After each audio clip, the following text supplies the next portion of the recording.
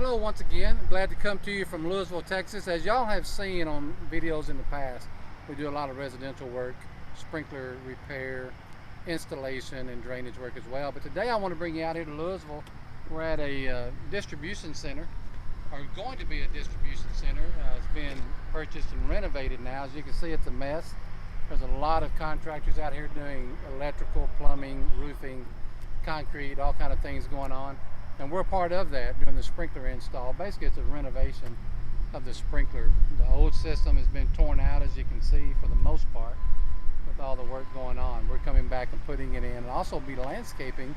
We've got about 128 trees, I think, that we're planting out here after we finish the irrigation. So we do that commercial as well. We'd love to talk to you about that. Commercial meaning we can do small banks, brand new. We can do renovations or a little bit larger scale, like you see here perhaps.